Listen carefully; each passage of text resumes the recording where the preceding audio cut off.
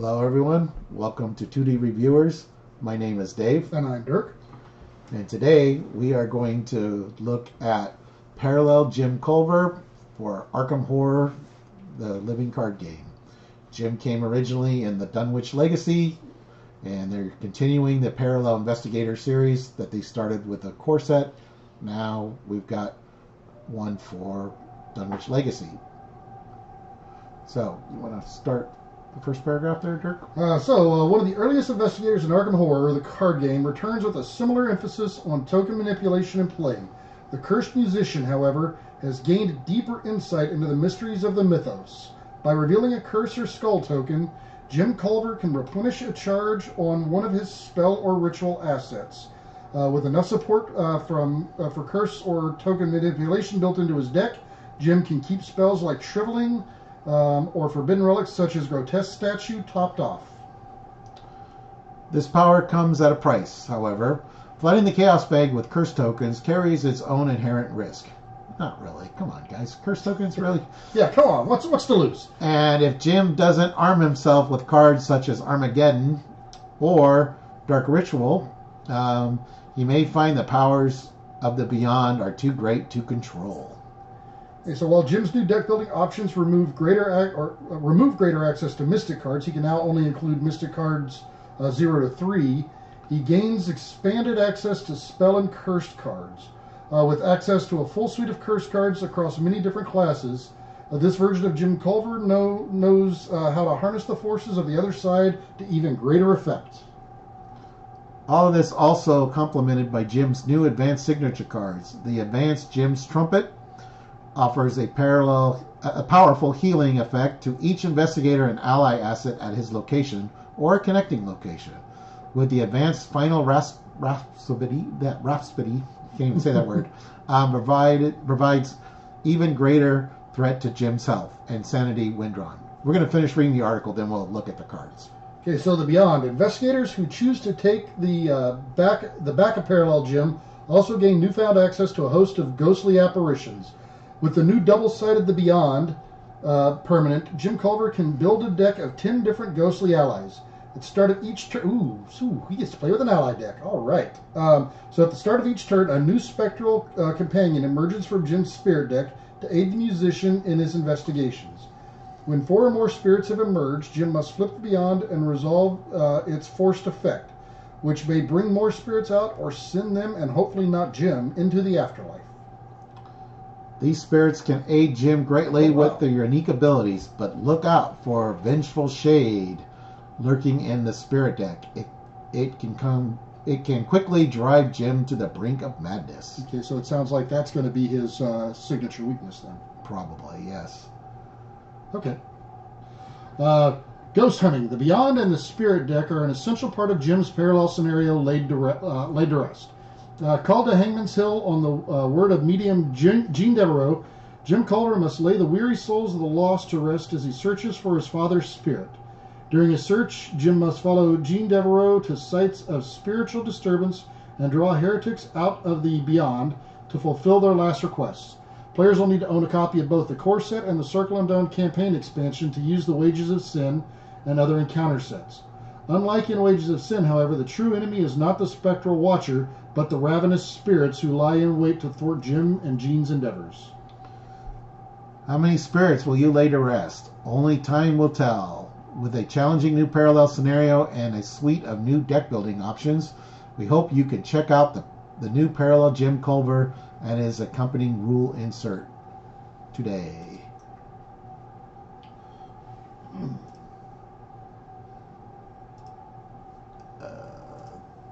Okay.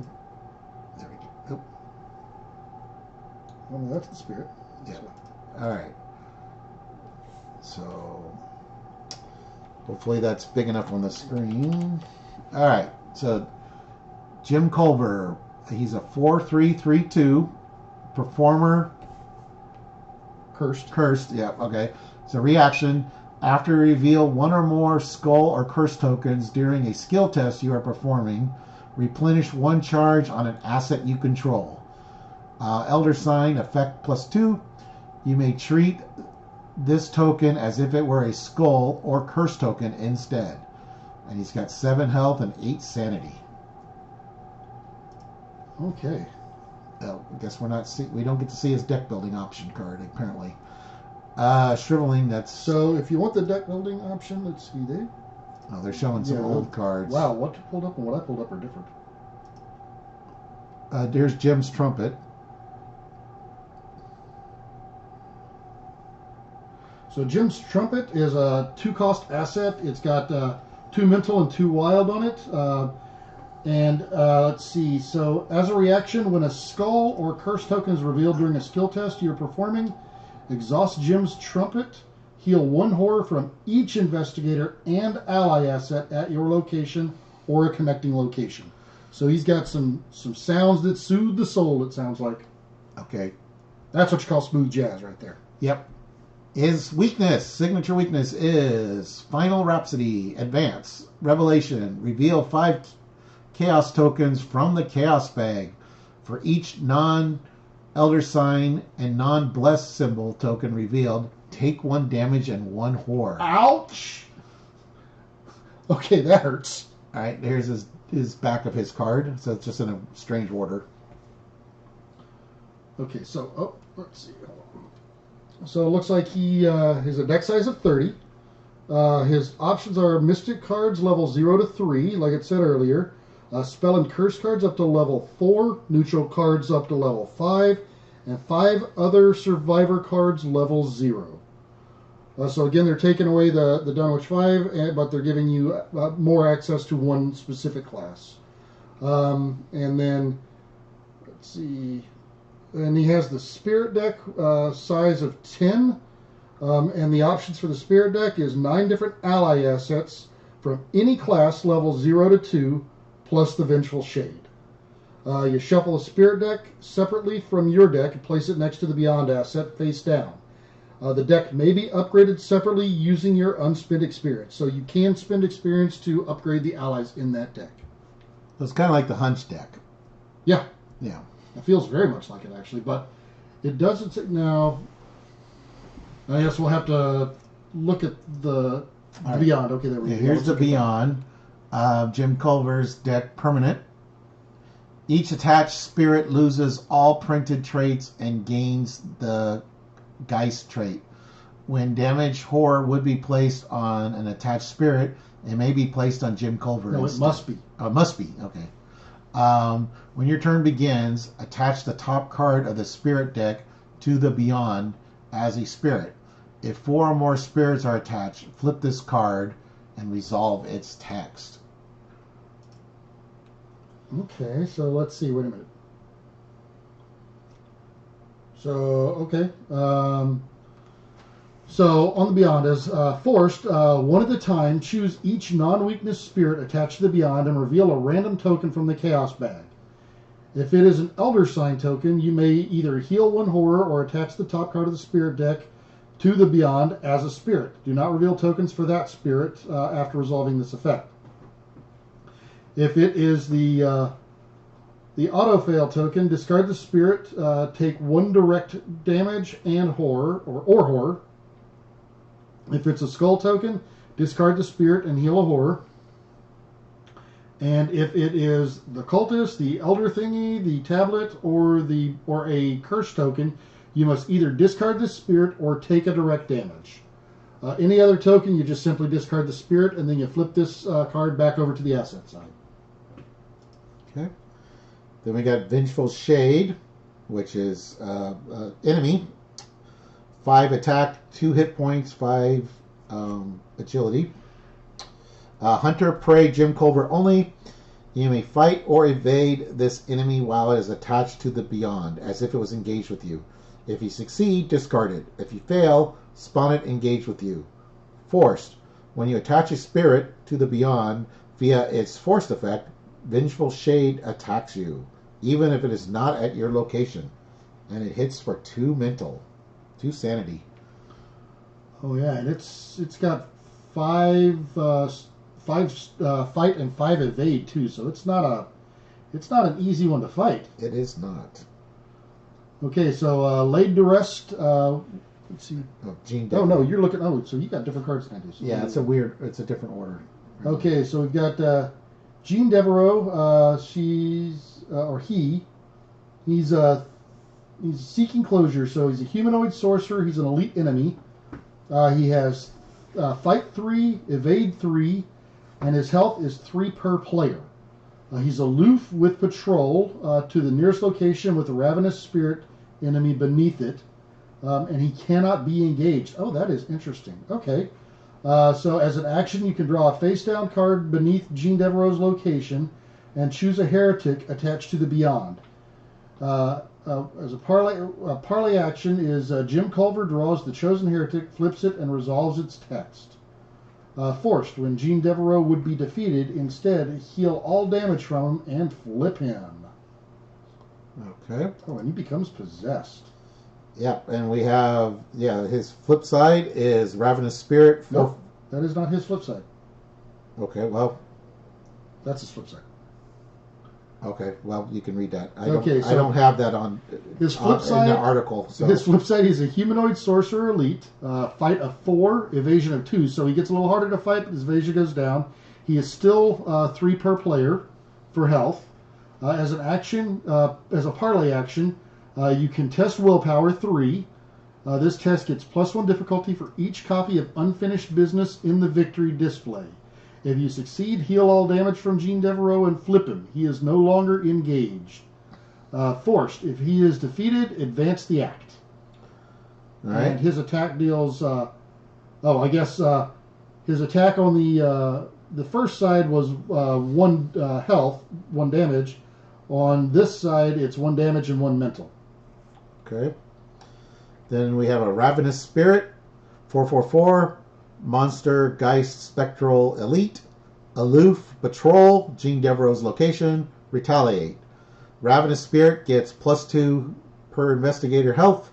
Forced, when this enemy enters a location, flip that location to its spectral side, 1 at a time. Each investigator at that location resolves each haunted ability on it.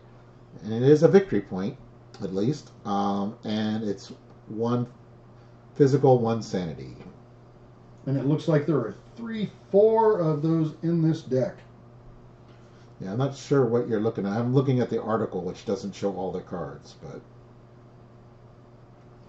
So I don't know. I clicked on a link on my phone, and apparently I clicked on a different link than you clicked on. So we're getting different cards in different orders. Okay. So we're kind of scrolling back and forth here. But looks like yours is more complete. Okay. So let's see if we can get to the rules insert. So rules insert. Okay, now this is a scenario proper. So this first page is like the others. Is talking about how you can use mix and match the advanced and or the standard. You can use the front of one, the back of the other, etc. Challenge scenario. There is a special part of the print and play. Jim Culver must be chosen as one of the investigators when playing this scenario.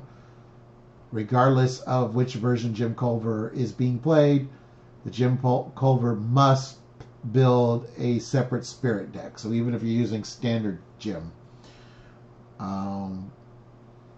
as if this is a side story, there's the rules on that. Hold on.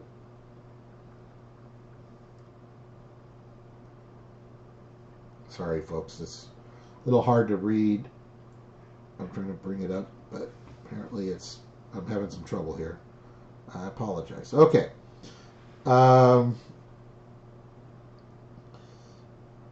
Yeah, so this is a side story between any 2 standard side story rules. Jim Culver has to spend 3 XP, but other investigators spend 1 XP. That's typical with those special scenarios because Jim's going to get a better reward than everybody who's helping him. Then they just have the bag rules. I'm not going to read the flavor text. But then on page 2, It's like how to build a bag, uh, and then it just talks about the spectral encounter, and I'm not going to read the resolution, obviously. The haunted keyword and the beyond and the spirit deck. So it's just that this reference rules for everything that the article talked about, and then of course how to build a deck, which, as they stated, was that you're going to need the circle undone and core set to be able to play this scenario. So that's Jim Culver, Parallel Jim Culver, and you get to play with curse tokens. Any other thoughts there, Dirk? Well, looking at this one, I mean, it looks like they're kind of really like playing or twisting around with the rules and how it runs. So I mean, it sounds like they're like doing some interesting things with it. It sounds like it's going to be a good play, but I haven't actually played the original Jim yet, so I mean, I still got to do that too. They're just getting away from me now. Yeah, so we're a little late to the Arkham game. I mean, it is definitely a fun game, and we like it a lot, but yeah, we're a little behind the curve when it comes to we've only started since the revised core set came out. So, but anyways, so that is Jim Culver Parallel. Thank you for watching. Please like and subscribe, and we'll talk to you guys later.